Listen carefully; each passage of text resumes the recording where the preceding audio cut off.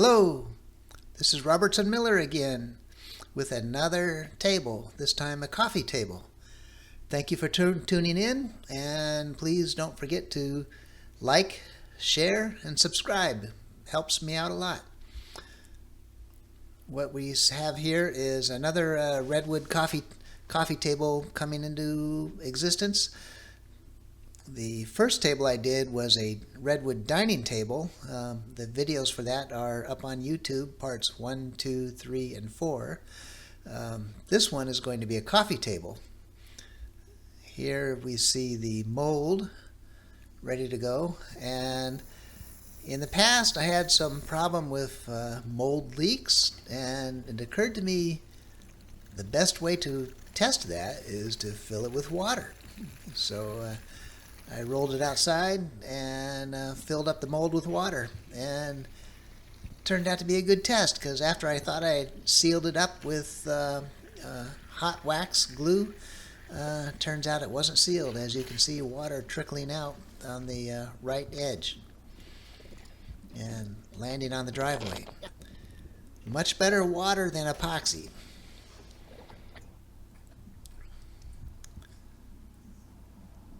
I was actually kind of surprised at the quantity of water coming out. It took some effort to seal it up, several tries, but finally, after a lot of effort, I got it to the point where I could fill it with water and not have any leaks.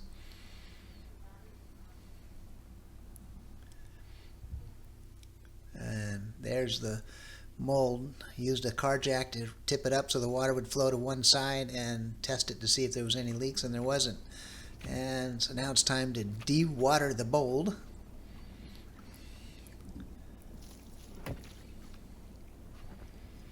And then it's ready to go to pour epoxy.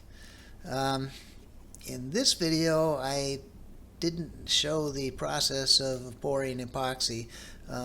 For details on that, please see my dining table construction, parts 1, 2, 3, and 4, that I will link to in the comments below this video. There's the mold ready to go. I used those large 4x4 planks on the side to make sure the edges were straight. Being a coffee table, this mold is going to, this table is going to have a lower shelf, and I decided it would be fun to make the lower shelf out of scrap 2x4s, which I had a lot of, and so I ripped each one in half lengthwise and then clamped them together, and then using the router, which is, you can see I'm doing here, and router sled, flattened the what would eventually become the lower shelf. This is kind of fun. It's sort of an adventure doing this, and it's quite messy. As you can see, it sprays wood filings everywhere. But as you will soon see, the end result was quite nice.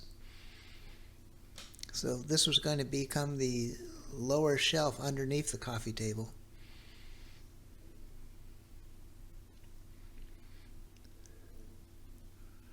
I'm using a 1.5-inch diameter router bit. And so here's some progress, and there's the finished flattened surface and the pile of filings that it produces. This was interesting. The end result was so flat and so straight after I cut trimmed the edges that the table, what would become the lower shelf, could balance just on the end.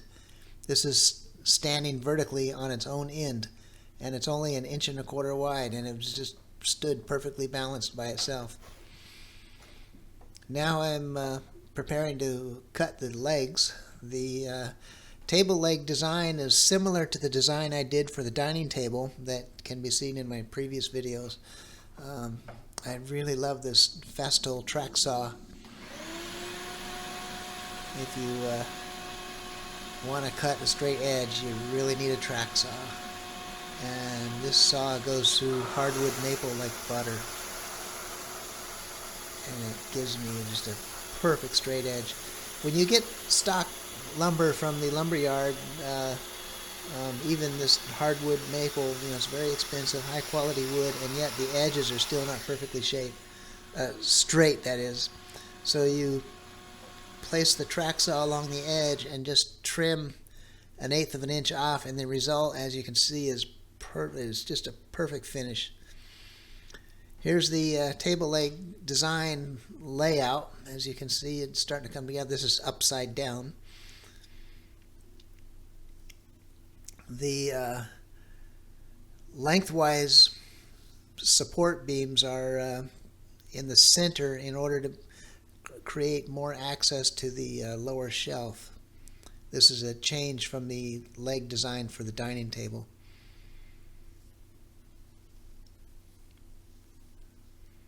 It looks kind of like a spider. I kind of like it. I was very happy with this. So here comes the lower shelf. This is after I finished the lower shelf. I coated the lower shelf with epoxy and then polished it, and it really fit in there nicely. And these little pieces I cut go crossways to give it support against a possible failure if too much weight were stacked on the lower shelf. I didn't want the glue joint to fail, so I put those cross pieces in there to make sure it doesn't fail lengthwise.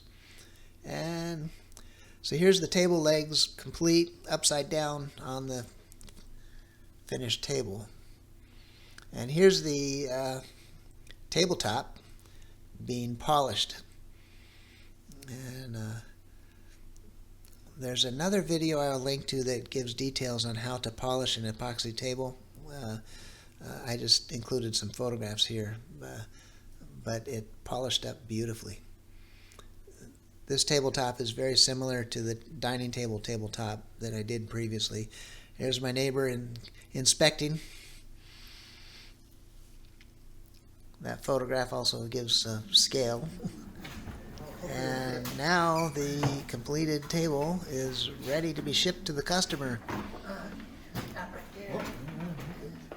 And I was going to be driving a Toyota Prius, so before I built this table, I measured how much space I had to work with inside the Prius, and built the table to fit. Since the customer didn't have exact specs, they just wanted a coffee table approximately 5 feet long, and so I built it to fit, and it's about 5 feet 4 inches long.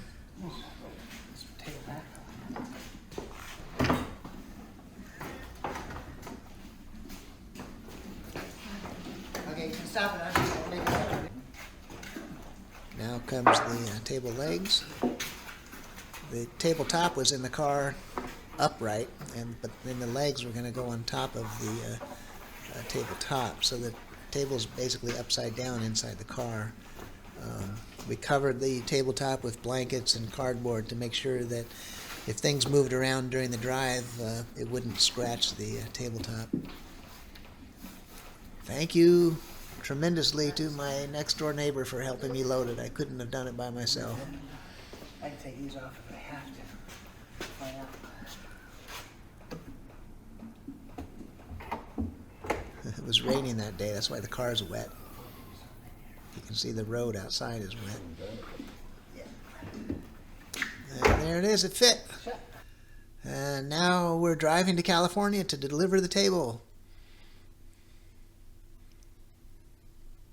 I thought it would be fun to show some of the drive from Washington State down to the Bay Area of California. And I sped up the video, so you're basically traveling at about 5 times the speed of sound. That's Mount Shasta in the distance on the left there.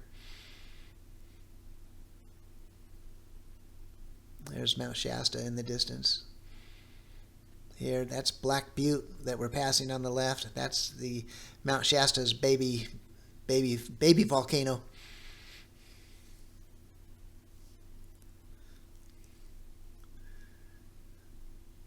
We were fortunate to have really nice weather for this 2-day drive to get down there. Now we're in the wide open spaces of Northern California, traveling at Mach 5.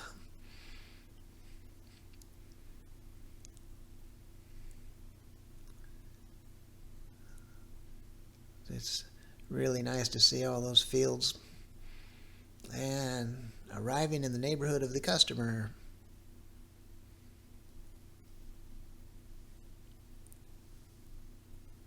And there's a customer waiting for us.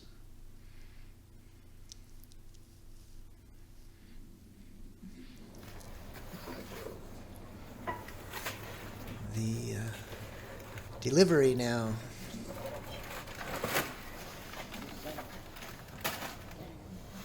Okay, it's upside. Let's break it in. Oh, we're coming.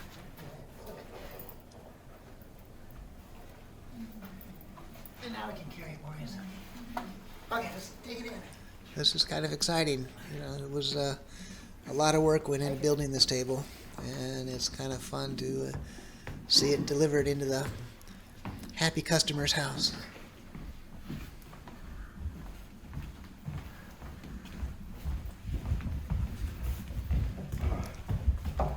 You notice we're both wearing heavy coats. It was quite cold, which is unusual for Northern California, or Central California in the East Bay area, but it was cold that night. And here comes the tabletop out.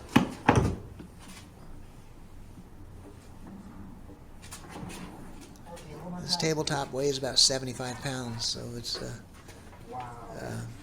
Stop for a second. Let me fairly heavy. Okay, here we go.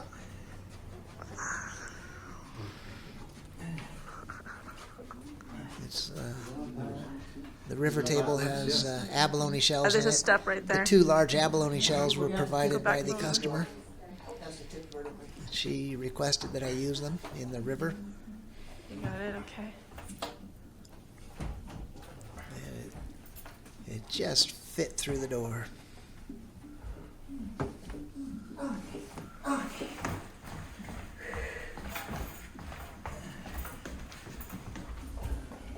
I'll swing over first.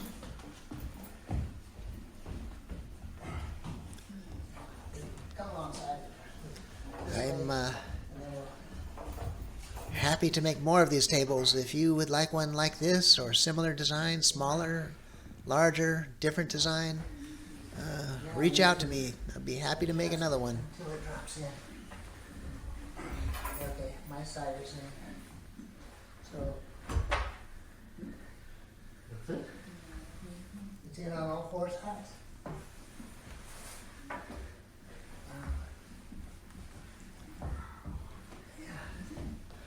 That's it. You can see the surface has got the river down the middle. Wow, And there's some other bravo. blue that I filled in some other spots. That is beautiful. Look at that. It's, Wow. It's a piece of art. Wow. With the artist. Oh. Wow. There's the abalone shells.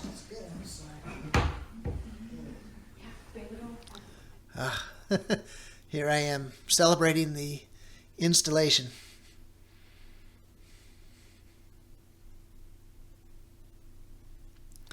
And it's time to drive home after we spent a few days in California. So drive home at Mach 5.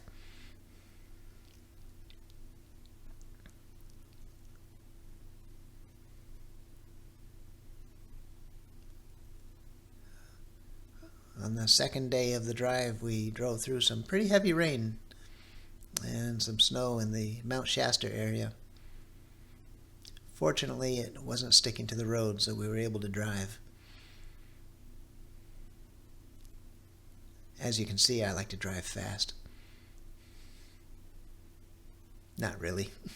We were going the speed limit.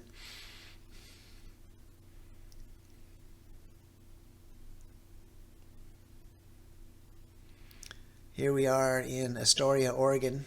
That's the Astoria-Megler Bridge that we're about to cross.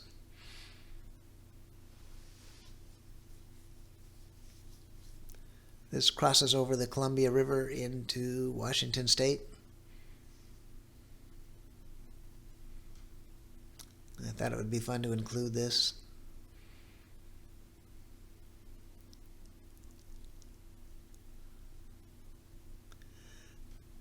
That's Washington State on the other side. This bridge is about 5 miles across. It's probably one of the widest parts of the river.